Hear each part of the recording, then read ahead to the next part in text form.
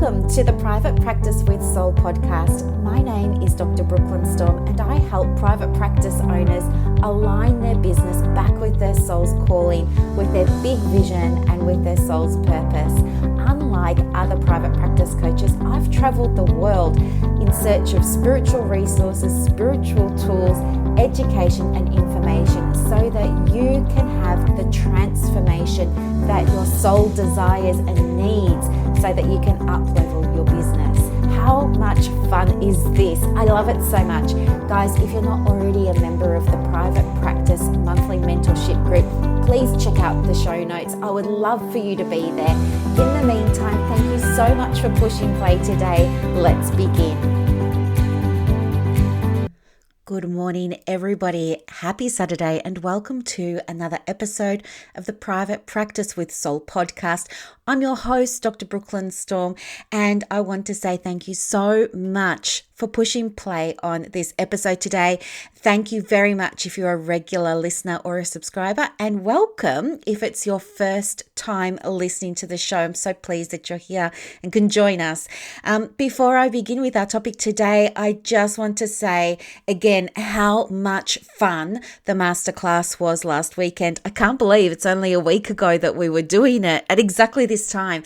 And the feedback was just amazing. Everybody was able to create 52 weeks of, themes and topics and know how to set it up so that posting and connecting with their audience got to be super duper easy. And there've just been some amazing reviews and testimonials that are coming through, and I was just so in love with it. And there's another masterclass coming up at the end of February. It's on Saturday, February 26th. And this next one that's coming up is all about how to connect with your perfect for your practice client. Okay. And if you're somebody who loathes the idea of talking about avatars and talking about ideal clients, and you don't like doing all of the demographics and saying, oh, my ideal client is 35 to 50 and she does this and she earns this and then this masterclass is absolutely for you, because you know me, we're going to take it deeper, and you also know me that I've got a very different spin on things, and I believe that I can help you find ways of not only identifying but connecting with the perfect for your practice client. And so if you'd like to come along, please do. To attend the masterclasses, it's just $47. If you don't register and you don't attend and you don't come along, but you decide later on, maybe I should have, and maybe I would like to access that, you absolutely can. You can purchase the bundle on the website for $127, and you'll see in there everything that's included. So it's usually better to come along to the live ones if you're bootstrapping than it is to purchase a recording afterwards, but totally your call. If you're interested in connecting with your identifying with your perfect for your practice client, I highly recommend you press pause on the podcast right now, jump down to the show notes and reserve your place.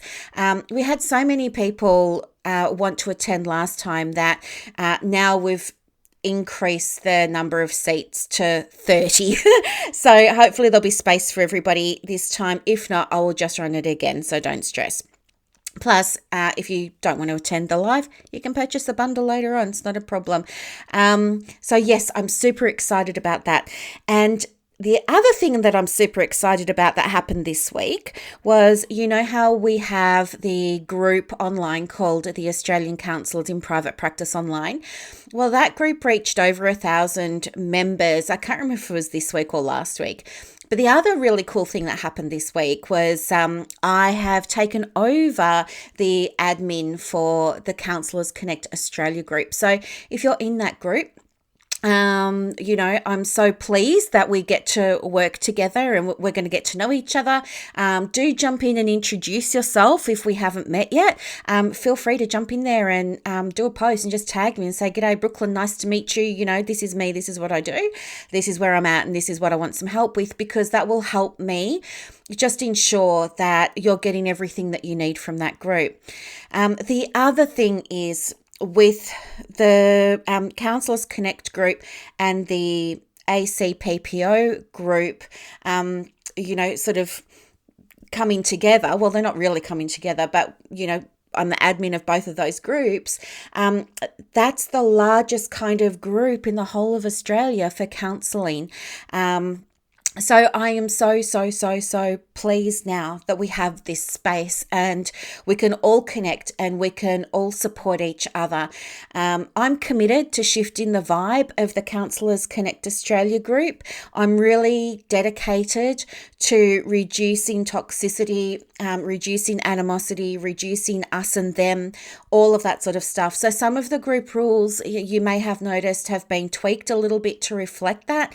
And as we're on this transition, I will absolutely be keeping an eye on comments and things like that, because I really want this big group to be a place where everybody feels like they can be seen and heard and acknowledged, and also speak freely, but with kindness and with respect. Okay, so if you're in that group and you see something that I've missed, please feel free. I encourage you, tag me in it. That's all you need to do. You don't have to say what the concern is. Either report it to me or tag me in it so that I can deal with it. I want to get on top of this and really tidy it up and really clean it up so it is a beautiful space that you love to spend time in. Okay, so there's that. I know, it's so exciting. It's so exciting. We've got the best lives, don't we?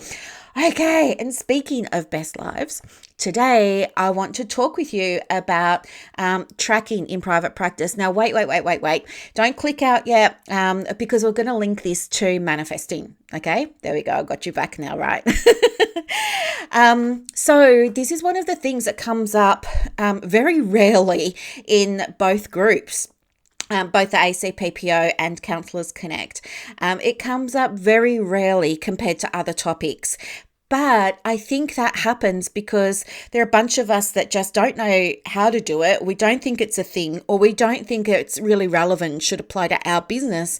Maybe because we're a sole trader, or maybe because we're just starting out, or maybe because no one ever really spoke to us about it.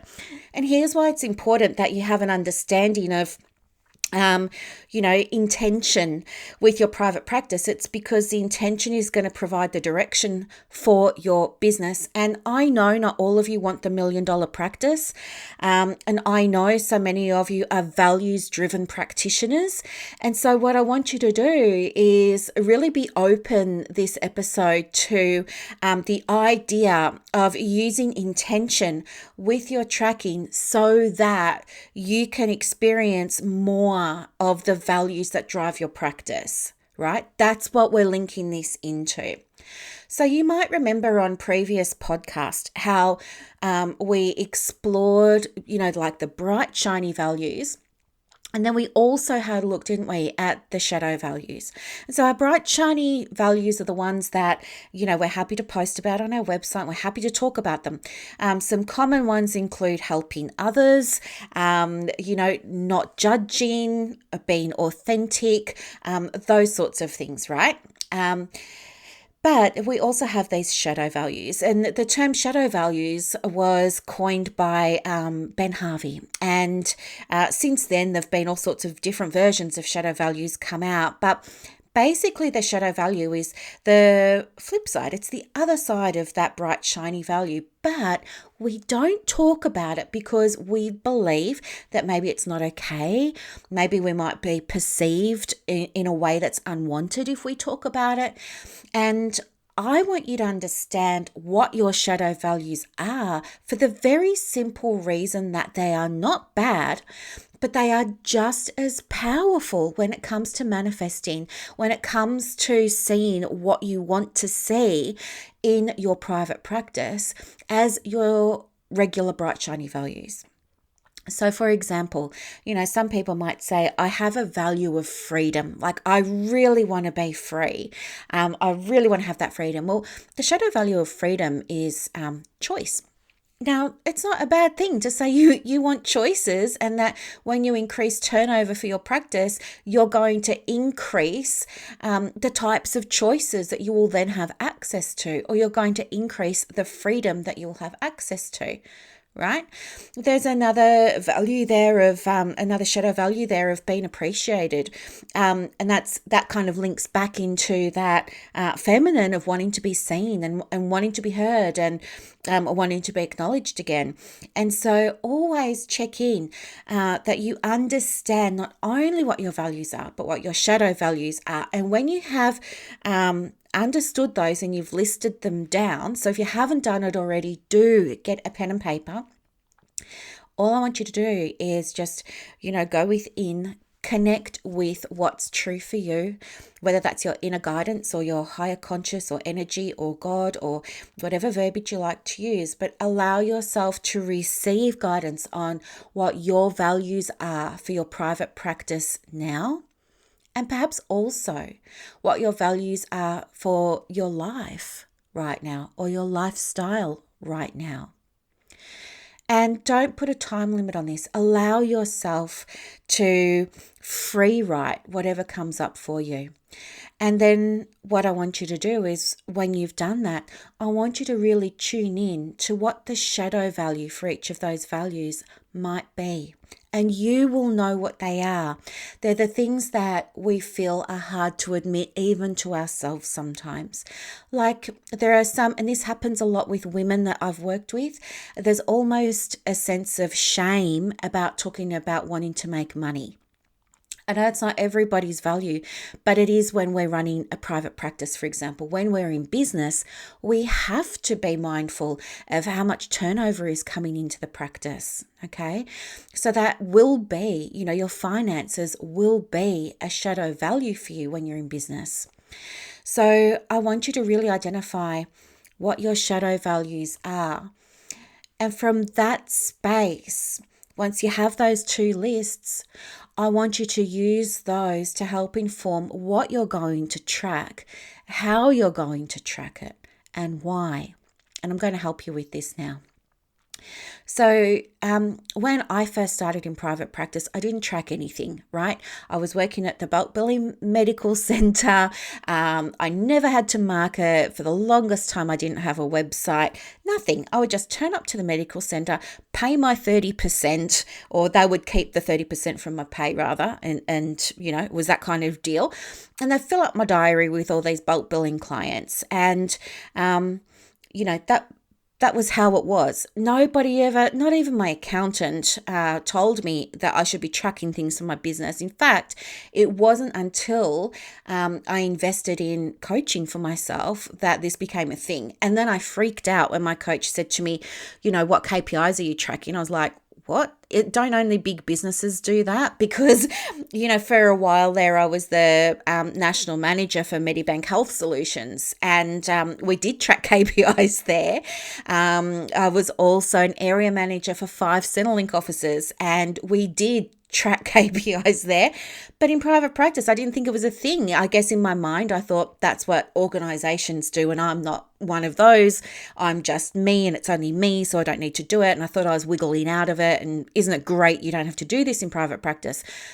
It turned out that my naivety about it was costing me the ability to feel fulfilled in my practice, because I wasn't living and breathing and experiencing and receiving all of the things that were valuable to me.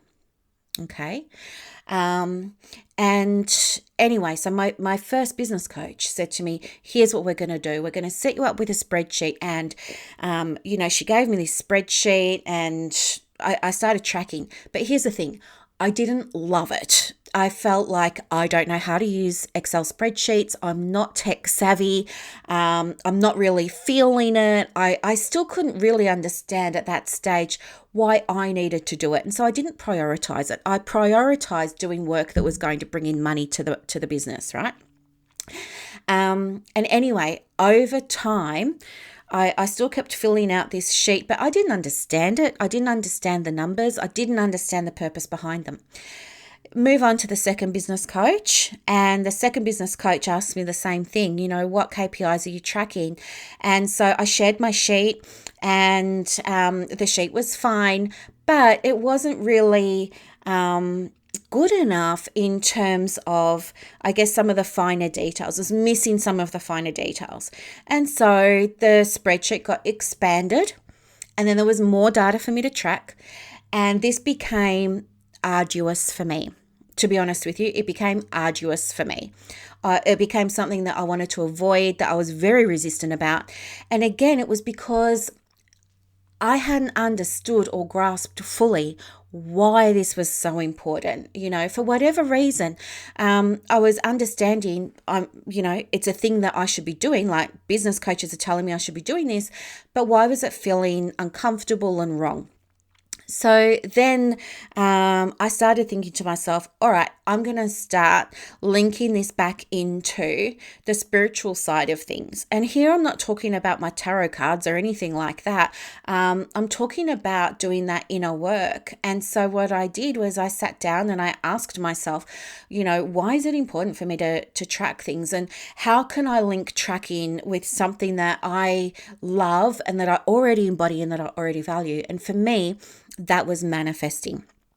And so once I had the framework of manifesting to, overlay tracking data in my private practice, it suddenly became enjoyable, and it suddenly became really fun, and it suddenly moved its way right up to the top of my list of priorities because I just loved it so much.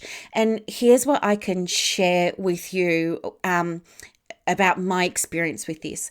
So when we are being intentional with manifesting, right, one of the things that we do is we set a focus on what we want to see more of, what we want to grow, what we want to bring into our reality that we're perhaps not seeing yet.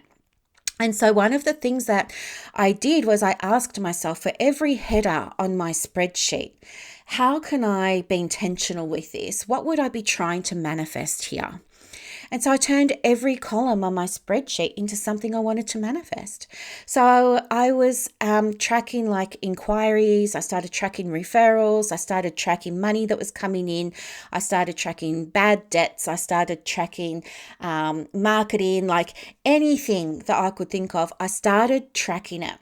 And I set an intention for each column. So for example, when I was tracking inquiries, I included a row underneath the heading to explain for myself what I was trying to manifest. So I said, I set the intention to manifest 10 inquiries this week. I set the intention to manifest 30 new referrals this month. I set the intention to manifest payments of these outstanding debts coming through, right? So that's what I did. And I turned my KPI tracking sheet into a manifesting database. And it was so much fun. And guess what? The other thing that I did too was I changed the colors on it because the spreadsheet that I had, oh my gosh, it was in that masculine energy. Everything was black. And then I had these red lines where there were deficits. And it was just like, oh, like I just used to, oh, no. So I changed all the colors and I just went onto YouTube and I was like, how do I make a pretty spreadsheet? And I put photos behind it and I put pastel colors everywhere and I put little stars that sparkle, and it just became something that I got to enjoy doing. Like I didn't even have to remind myself to do it. It was like every Sunday morning, I knew that I was going to be tracking my data from, the Monday to the Saturday or the Sunday to the Saturday before. And it just became so much fun because I wanted to see what I'd manifested. And here's the thing, whatever you focus on grows. So guess what happened to my business? Right? And that's even what happened here. So here I'm talking about, now I'm just digressing a little bit, but taking over that Counselling Connect Australia group was something that was manifested. I set the intention, it wasn't that long ago, I set the intention for this year, for 2022, and one of my intentions was to exponentially help more people than I'd been helping. And I wanted to do that in a way that was less restricted. I wanted to do that in a way that felt right for me. And I knew that I could be capable of doing it because I'd created this other group, the Australian Counsellors in Private Practice Online, and that group was just doing so well. Every single day, getting messages in my inbox from members of the group saying thank you so much for creating this space, seeing the comments, seeing the support that they give each other, seeing them share their wins, seeing them ask for help, seeing it's just a high vibe in that group, and everybody who's in there feels it, and it's so good. And I wanted to be able to share that part of me, that vision that I had of helping more and more people in a way that honored where they're at in their journeys, in a way that honored their profession, in a way that honored their experience, in a way that honored their goals, their souls, who they are and what it is that fulfills them. And I had no idea how I was going to do that. But you know what? When you're manifesting, your job is not the how. Your job is to set that intention and then take aligned action. Okay, so what did I do in terms of my aligned action? Well, I simply just started connecting with people, and I was looking at collaborations at the time, and because I wanted to make all these beautiful collaborations for the ACPPO people, right? And so I'd started putting collabs in place, and so we could do one in February, March, April, May, June, July, all these collaborations that are going to be super helpful for that group.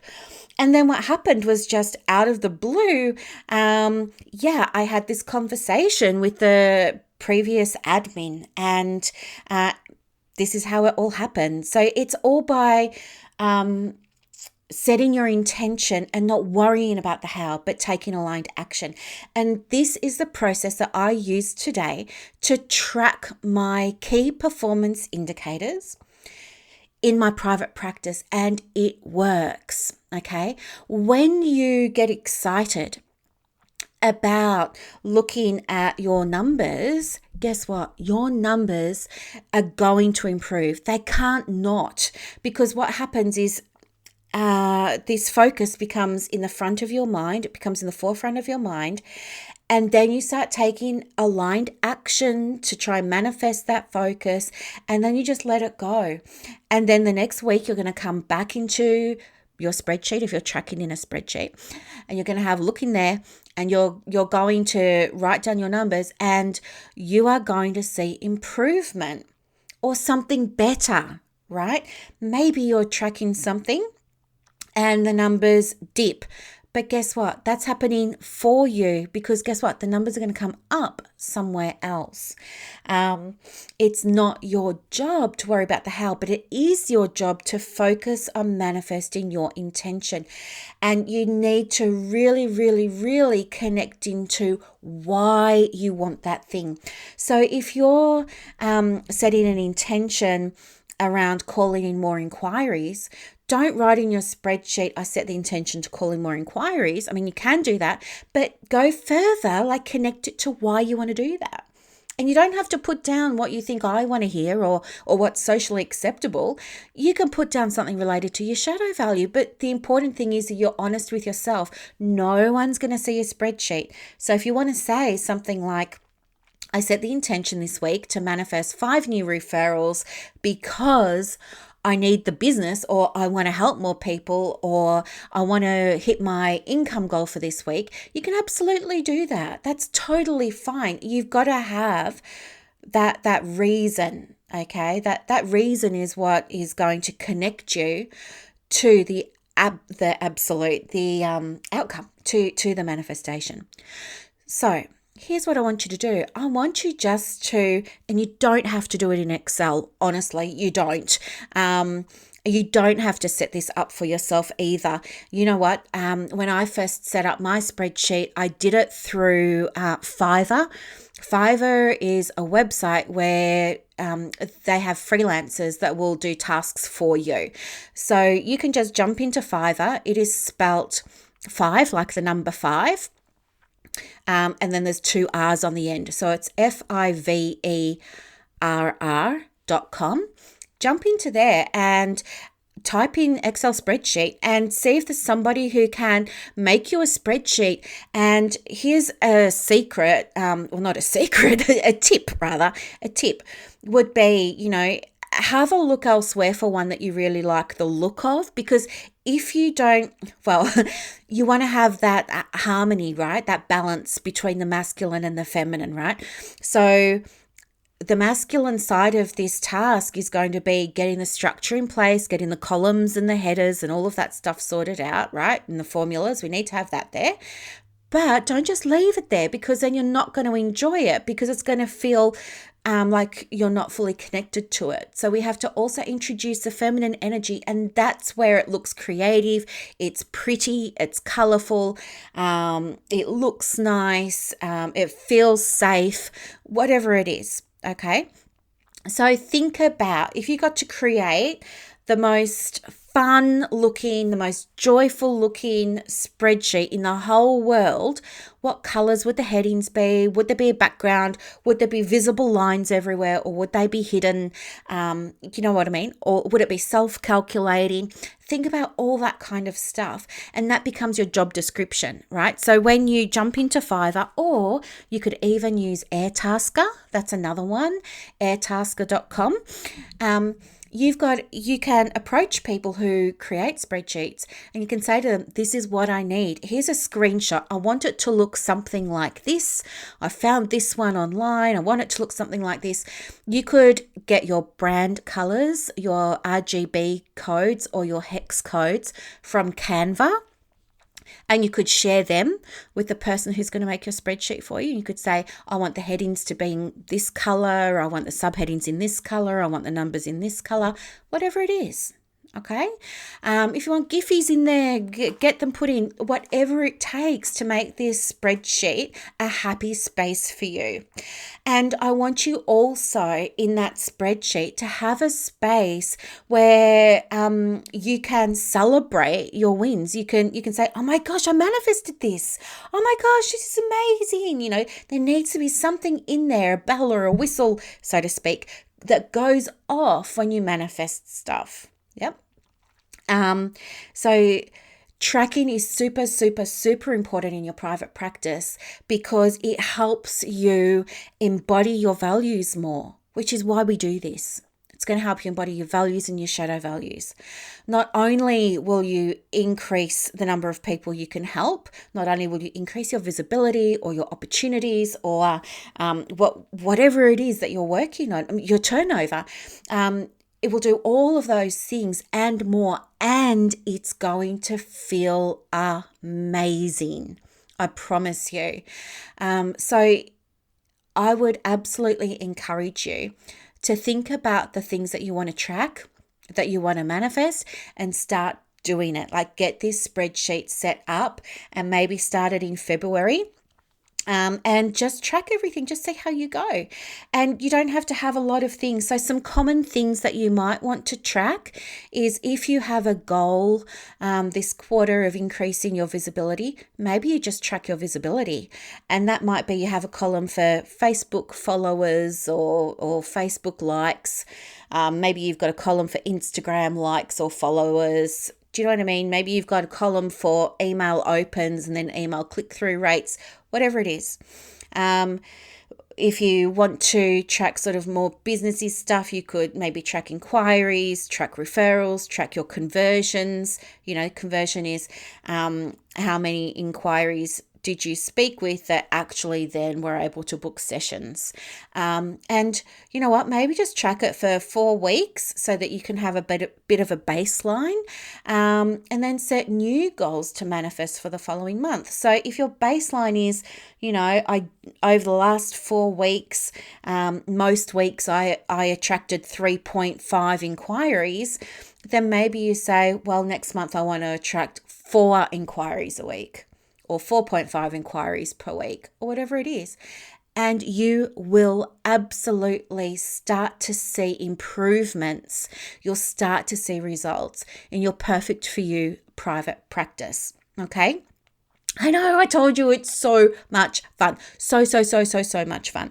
Okay, I'm going to leave it there for today because this is such a big episode and I know it's really going to help you so much. Also, if you want to have a conversation about supervision or mentoring or coaching for your private practice, if you're at the point where you're needing to get some support, getting the practice going or creating success in your private practice, whatever success looks like for you, let's have a coffee. Just hit pause on the podcast, go down to the show notes, let's book a quick chat, half an hour chat, and we'll go from there. Okay. Thank you so much for listening to another episode. I really, truly appreciate you. And thank you so much for your support with the transitions in the groups and for showing up in the amazing and beautiful way that you all do. Thank you. Have a lovely weekend. Make sure you have a big rest and a big self-care day tomorrow. And I'll talk to you on Wednesday. Bye, everybody.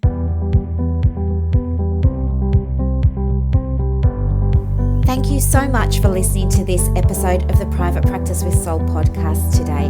If you're looking for clarity, if you need help with branding, your processes, and bringing everything into alignment with your soul's purpose for your private practice, head to the show notes and click the link for more information about the Private Practice Monthly Mentorship Group. You are going to love it. I can't wait to see you in there. Thanks so much for listening. Bye.